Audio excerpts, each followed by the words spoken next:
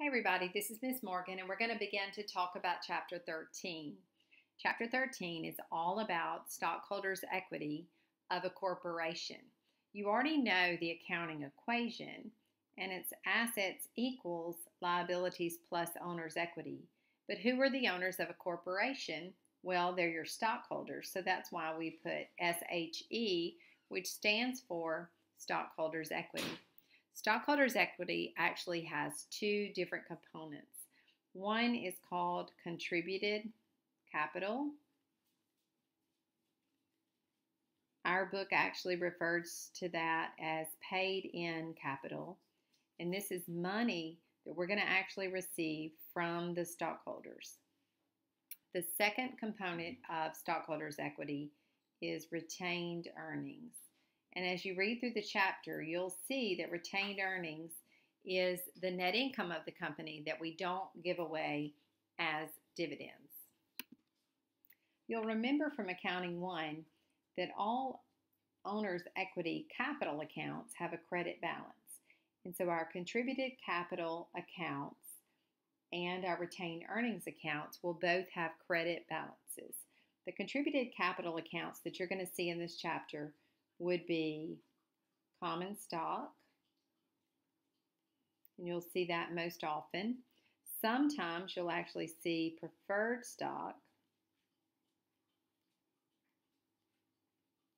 and then there's going to be an account called paid-in capital in excess of par,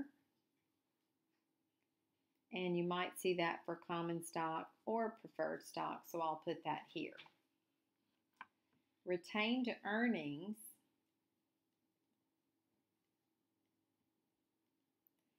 is actually the net income that we keep year after year and that we don't pay out in dividends.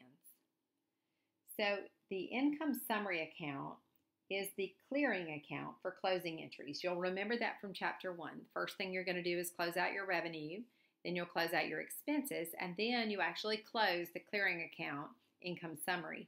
In Accounting 1, we close that income summary into our capital account. With corporations, you'll actually close that into your retained earnings account. Just like capital, retained earnings will increase if you have a net income, and it will decrease if you have a net loss, and it's going to decrease if you pay out dividends. And that will be stock dividends or cash dividends. It will decrease either way.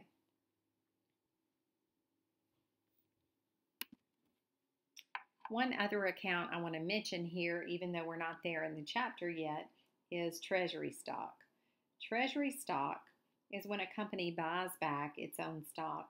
And Treasury Stock, I'm going to put brackets around that because that's going to be a contra equity account. But if we ever sell back the Treasury Stock to the owners, we could have another paid-in capital account that would be added to this one up here for Treasury Stock. So just to let you know, those are all the accounts that would have to do with contributed capital.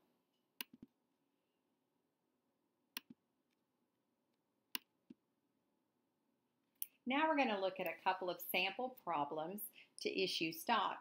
And to issue stock normally means to issue stock for cash, which is kind of like selling stock. And so a lot of students prefer to think of it as selling stock.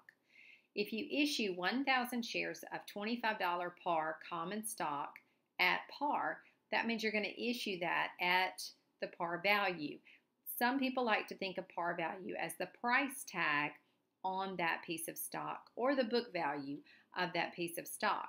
So if you issue 1,000 shares at $25 per share, you're going to receive cash of $25,000.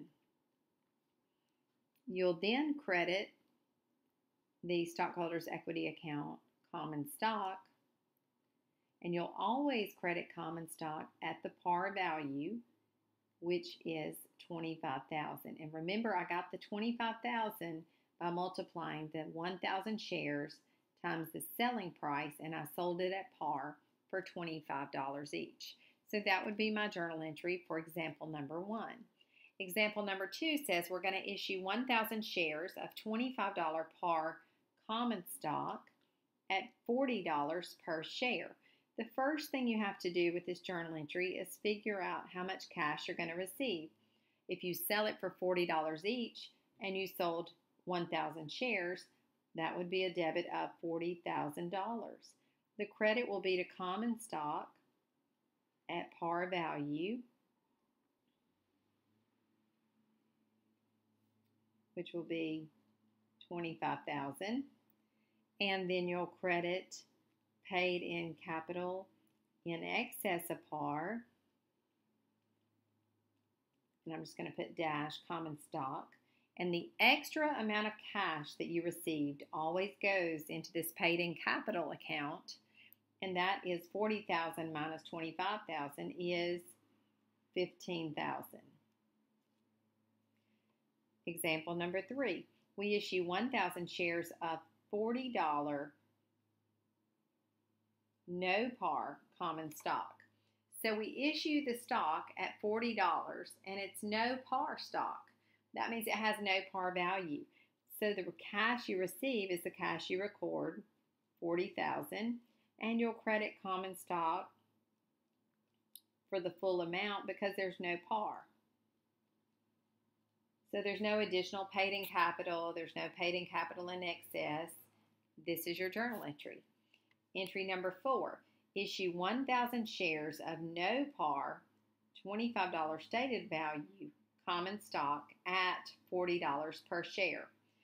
Okay, what you need to remember here is stated is treated just like par value. So if you're not given a par value, but yet you're given a stated value, it's going to be the same thing. So this entry is going to look almost identical to journal entry number 2. You'll debit cash for $40,000. You'll credit common stock for the stated value, which is $25,000, writing small, so I'm running out of room here. And then you'll credit $15,000 for the paid in capital in excess of stated value for common stock. And that would be the journal entry to issue stock with a stated value. So on the test, you're going to have entries like number 1 and number 2, entries to issue stock that actually does have a par value.